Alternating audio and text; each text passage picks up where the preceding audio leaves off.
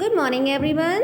This is chapter 7 in your socials book, and this chapter is from civics, and the name of the chapter is gender prejudice. So, let's start understanding gender. You must have often heard your parents, relatives, friends, and others making the following remarks to boys: Don't be shy, you are not a girl. Why are you crying like a girl? Be brave and strong, you are a boy. People make similar statements to girls, such as, Learn to be soft spoken and gentle. You are a girl after all. Why do you play football and cricket all the time like boys? अब जैसे कि आप सभी लोगों ने ये सुना होगा अपने घर पर आपके रिलेटिव्स, पेरेंट्स या जो कोई भी कुछ ना कुछ कहते रहते हैं, लड़कियों से ऐसा बोलते हैं कि लड़कियों को धीरे बात करना चाहिए, कम बोलना चाहिए, लड़कों की तरह हरकतें नहीं करना चाहिए, ये लड़कों वाले खेल हैं, ये खेल नहीं करना चाहिए। इन द सेम वे लड़कों से भी ऐसी बात कहते हैं कि you are a boy, you should not cry, तुम्हें रोना नहीं चाहिए, लड़कियों की तरह नहीं रोना चाहिए, you should not be shy, तुम्हें शाय नहीं होना चाहिए, you should not feel shy like a girl. So इस तरह से जो है काफ़ी बार होता है कि there is a difference between a boy and a girl. So this society has created this difference. From the moment a child is born, gender identity has an impact on her personal and social life. The word sex refers to the biological differences between males and females, whereas the word gender describes the roles, rights, and responsibilities that society considers appropriate for men and women. The term gender refers to economic, social, and cultural aspects and the opportunities associated with being a male or female. जैसे ही from the moment एक बच्चे का जन्म होता है, जिस वक्त से वो बच्चा जन्म लेता है उसी टाइम से जो है वो जेंडर आइडेंटिटी का एक बहुत बड़ा इम्पैक्ट पड़ता है उसकी ज़िंदगी पर, उसकी पर्सनल एंड सोशल लाइफ पर, क्योंकि sex means that biological difference between a boy and a girl, उसे हम सेक्स कहते हैं कि जो डिफरेंस होता है एक लड़के और लड़की के बीच में। वेयर एज जेंडर क्या होता है, जेंडर जो है वो डिस्क्राइब करता है उन रोल्स को, उन राइट्स को, उन रिस्पॉन्सिबिलिटीज़ को जो सोसाइटी ने बनाए हुए हैं कि एक लड़के के लिए क्या सही है और एक लड़की के लिए क्या सही है, इन द सेम वे उन लोगों के लिए क्या गलत है। ठीक, तभी और जेंडर जो है it refers to economic, social and cultural aspect and the opportunities. Cultural aspect and opportunities को रेफ़र करता है जो कि एक मेल होने से एंड एक फीमेल होने से एसोसिएटेड हैं। Gender is a concept created by society and therefore it changes over a period of time from one culture to another and even among different groups within one culture. Hence, gender roles, responsibilities, inequalities, and differences are not the same in various societies. They differ according to the historical developments and institutions of a particular society. For instance, girls in the USA are raised in a different manner with different expectations and values than girls in India. In India, girls are treated and expected to behave differently in different regions, religious communities, and different strata of society or even families. इसी तरह से gender जो concept है वो समाज का बनाया हुआ है, जो समाज के लोगों ने बनाया है, इसीलिए ये वक्त के साथ और एक कल्चर से दूसरे कल्चर के साथ, एक ग्रुप ऑफ पीपल से दूसरे ग्रुप ऑफ पीपल के साथ बदलता रहता है। फॉर एग्जाम्पल, एक लड़की जो यूएसए में पली बड़ी है वो उस लड़की से जो कि एक इंडिया में पली बड़ी है टोटली डिफरेंट होगी, उसकी वैल्यूज़ एंड एक्सपेक्टेशंस डिफरेंट होगी, क्योंकि यहाँ के लोग हमारे इंडिया में जैसा लोग सोचते हैं वैसा बाहर की कंट्रीज़ में नहीं सोचते। फॉर एग्जांपल, अगर हम एक सिटी में रह रहे हैं, वहाँ एक लड़की बड़ी होती है और एक लड़का बड़ा होता है, वहाँ उन लोग के जो वैल्यूज़ हैं, उन लोगों के अंदर जो चीज़ें इनबिल्ट हैं वो बिल्कुल अलग होंगी उन लोगों से जो लोग गाँव में रहते हैं। सो जो ये जेंडर वाला कंसेप्ट है, इनके जो रोल्स एंड रिस्पॉन्सिबिलिटीज़ हैं वो different sects of society, different communities, different religious communities में हर जगह अलग अलग जेंडर कॉन्सेप्ट अप्लाई होते हैं जो कि हमारी सोसाइटी ने ही बनाए हैं। Traditionally, it was believed that the gender differences are natural and that certain behaviors, capabilities, talents, and choices are justified norms in society. These differences were often represented as natural inequalities. For example, for a long time, women were described as the weaker sex who need special protection. Because of this, they were never given the responsibility of handling money or running businesses or the opportunity of joining the defense services. पहले ऐसा माना जाता था कि जो gender difference है वो natural phenomena है, इट इज़ वेरी नेचुरल और ये स्वाभाविक है, क्योंकि and it is very much justified in the society also, क्योंकि ये जो डिफरेंसेस है ये रिप्रेजेंट करते हैं नेचुरल इनइक्वालिटीज़ को। क्योंकि बहुत पहले की बात है जहाँ ऐसा माना जाता था कि विमेन, जो लड़कियां होती हैं, जो औरतें होती हैं, दे आर वेरी वीक, वो बहुत कमज़ोर हैं, इसीलिए उन्हें स्पेशल प्रोटेक्शन, उन्हें सुरक्षा की ज़रूरत होती है, और इसी वजह से वो बहुत सारी चीज़ों को हैंडल नहीं कर सकती, जैसे हैंडलिंग ऑफ मनी, या फिर कोई बिजनेस नहीं चला सकती, या फिर डिफेंस सर्विसेज ज्वाइन नहीं कर सकती, क्योंकि औरतों को एक वीकर सेक्शन ऑफ सोसाइटी माना जाता था, उन्हें बहुत कमज़ोर माना जाता था। It was felt that denying women equal rights in society was justified. However this is not true because gender is social construct and varies between societies. Thus, the gender differences are not natural as it was believed but a result of our society's belief। क्योंकि औरतों को हक को deny कर देना society में justified नहीं है, इसीलिए ये सच नहीं है कि it is a natural phenomena. ये सब समाज के लोगों का बनाया हुआ ही, समाज में जो लोग छोटी सोच रखते हैं, ये जो डिफरेंसेस हैं, जेंडर इनइक्वालिटी है, ये हमारे समाज के लोगों के ही द्वारा बनाई गई है। It is not at all natural. Gender inequality since prehistoric time separate roles have been assigned for women and man. Man would go for hunting animals and women would look after the home and children. As time passed, changes came about in terms of access to resources, benefits, and opportunities.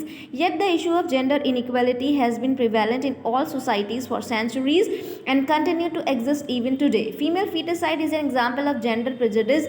One of the most evil forms of discrimination faced by a girl after marriage is the practice of dowry. Even today, many girls face torture for not bringing enough dowry from her parents' home. बहुत पहले की बात है कि एक man को and एक women को, एक मेल को, एक फीमेल को अलग अलग काम दिए जाते थे, क्योंकि जो मैन होते थे, जो आदमी लोग होते थे, वो बाहर जाते थे एनिमल्स को हंट करने के लिए, शिकार करने के लिए, जबकि जो वुमेन होती थी वो घर में किचन एंड बच्चों को देखती थी। लेकिन जैसे जैसे टाइम गुजरता गया, बहुत सारे चेंजेस आते गए रिसोर्सेज के लिए, बेनिफिट्स के लिए, अपॉर्चुनिटीज़ के लिए। लेकिन अभी भी ये जो जेंडर इनइक्वालिटी का ये इशू है, अभी भी हमारे समाज में ये रहता ही रहता है। बहुत सदियों से ये सब चला आ रहा है। एंड जो फीमेल फीटिसाइड है वो एक बहुत बड़ा एग्जाम्पल है जेंडर प्रेजुडिस का, क्योंकि और एक ईविल फॉर्म है डिस्क्रिमिनेशन की, जो एक लड़की को फेस करना पड़ती है after marriage, which is dowry, which means जहेज या दहेज। क्योंकि बहुत सारी लड़कियों को अभी भी शादी के बाद ये चीज़ फेस करना पड़ती है, बहुत ज़्यादा टॉर्चर फेस करना पड़ता है अपने ससुराल में, जो लड़कियां अपने घर से ज़्यादा दहेज नहीं लेकर गई होती हैं। In India sex determination test are illegal and the practitioner if caught can be severely punished. However, despite the imposition of such measures, prenatal sex determination is still practiced. As a result, in many states of India, the sex ratio has dropped. This means that the number of girls for every 1,000 boys has declined. India में जो है sex determination test, जिसके द्वारा ये पता चलता है कि बच्चा होने से पहले ही उसका सेक्स डिटरमाइन किया जाता है कि वो एक लड़का है या लड़की है, वो इलीगल है, गैर कानूनी है। उसके बाद भी मतलब ये ऐसा पता चलने पे जो ये टेस्ट करते हैं उन्हें कड़ा पनिशमेंट मिलेगा फ्रॉम द लॉ, लेकिन फिर भी ऐसे काम किए जाते हैं सोसाइटी में, जिसकी वजह से बहुत सारे इंडिया के स्टेट्स में जो लड़कियों का सेक्स रेशियो है हैज़ डिक्लाइन, वो नीचे गिरा है। क्योंकि हर साल जो है काफ़ी सारे फीमेल फिटिसाइड किए जाते हैं, उनका जन्म होने से पहले ही उन्हें मार दिया जाता है। इसी वजह से number of girls for every 1,000 boys has decline, creating stereotype. Sometimes when we develop a negative opinion about someone or something, we end up creating a stereotype. A stereotype is when we think that everyone belonging to that group will always look like or behave in the same way.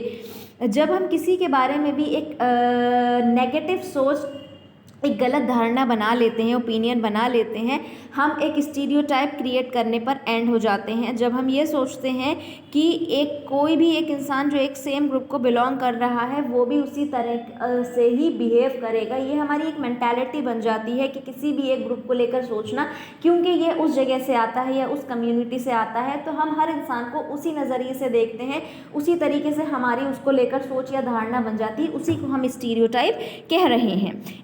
Inequality in the family. Gender inequality is seen even before the birth of a girl because often parents prefer a son. Parents usually treat their sons and daughters differently. Sons are given better educational facilities and opportunities for development in fields other than academics. Daughters are expected to learn household chores and help their mothers in the kitchen so that they become good housewives or good mothers. These stereotypes have been prevalent in our society since ages. जो gender inequality है ये एक लड़की के जन्म से पहले ही शुरू हो जाती है, क्योंकि बहुत सारी फैमिली में ऐसा देखा जाता है, जो माँ बाप हैं वो एक लड़के को ही तरजीह या फिर इम्पोर्टेंस देते हैं एक लड़की के ऊपर। वो ये चाहते हैं कि उनका बेटा ही हो, इसीलिए वो अपने बेटे और बेटी को अलग अलग तरह से ट्रीट करते हैं। जो बेटे होते हैं उन्हें अच्छी एजुकेशनल फैसिलिटीज़ दी जाती हैं, उन्हें मौके दिए जाते हैं उनके डेवलपमेंट के लिए हर फील्ड्स में, उन्हें पढ़ाई लिखाई में भी आगे बढ़ने का मौका दिया जाता है। लेकिन बेटियों को ऐसा एक्सपेक्ट किया जाता है कि वो अपनी मदर का घर में हाथ बटाएं और किचन में हाथ बटाएं, सो दैट वो अच्छी हाउसवाइफ बन सकें। दीज स्टीरियोटाइप्स, यही स्टीरियोटाइप्स हैं कि लड़कियों के बारे में ऐसा सोचा जाता है कि लड़कियों का ये काम है, एंड लड़कों के बारे में सोचा जाता है। यही हमारी जो है छोटी सोच है, समाज के लोगों की छोटी सोच है, एक लड़के और लड़की के बीच में इस तरह का भेदभाव करना। Such attitudes and behavior in families reflect gender bias. The gender inequality within a family structure also influences the attitude of the children in the family. इसी तरीके के एटीट्यूड और बिहेवियर को एक फैमिली में जेंडर बायस रिफ्लेक्ट करता है कि वो एक लड़के और लड़की को लेकर भेदभाव कर रहे हैं, और इस जेंडर बायस की वजह से जो बच्चों का एटीट्यूड होता है उस फैमिली के, वो भी बहुत ज़्यादा इफेक्ट होता है। सो द गर्ल और the boy from a very early age knows what she he is supposed to do or how she he has to behave, keeping in mind the gender rules laid down by the society. Years of conditioning changes the behaviors of children.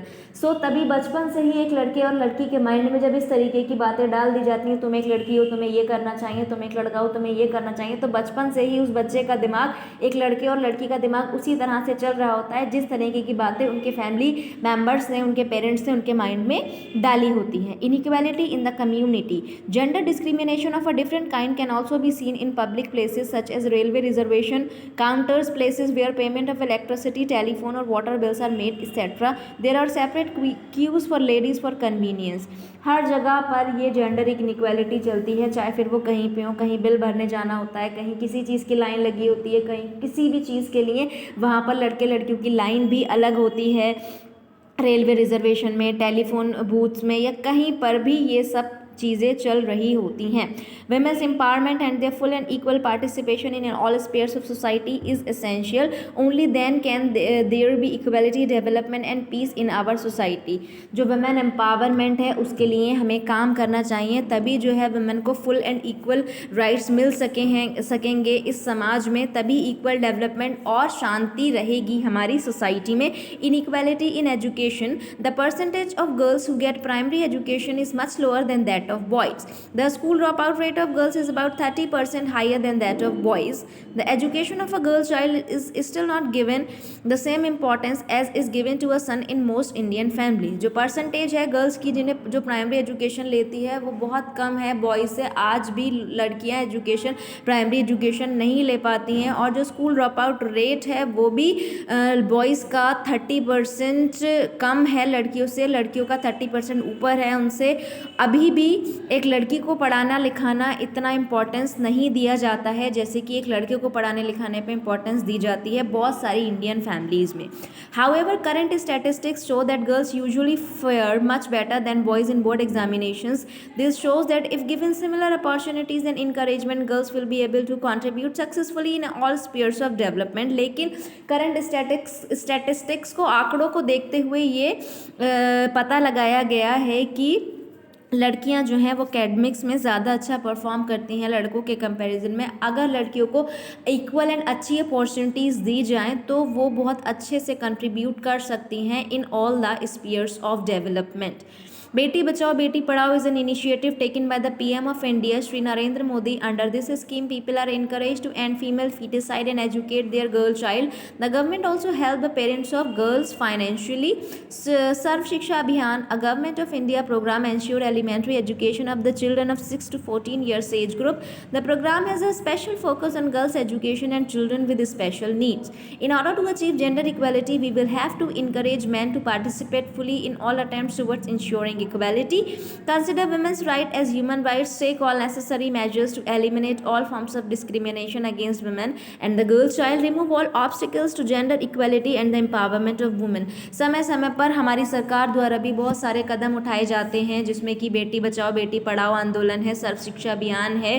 इसी तरह से बहुत सारे steps हमें लेना पड़ेंगे जहाँ पर ये जो जेंडर बायस, जेंडर इनइक्वालिटी चल रही है उससे हम ओवरकम कर पाएँ। Gender prejudice economic economic aspects. You may have also heard people discussing that work done outside the four walls of the house is considered worthwhile enough to be referred to as work. A large section of people believe that a housewife is a non-working woman. However, when the same housewife goes out of her house to work for an organization or has her own business enterprise, she is considered a working woman. It is evident that the wide-ranging household chores and the significant task of looking after children or older people in the family is unrecognized and is undervalued as real work. To a varying extent throughout the world and in most society, there is gender division of labor within the family. ऐसा भी सुनने में आता है कि जो औरतें जो विमेन जो हैं वो घर में काम करती हैं चार दीवारी के अंदर, वो बिल्कुल भी उसको कोई वैल्यू नहीं दी जाती है, दैट रिमेन्स अनपेड ऑल्सो.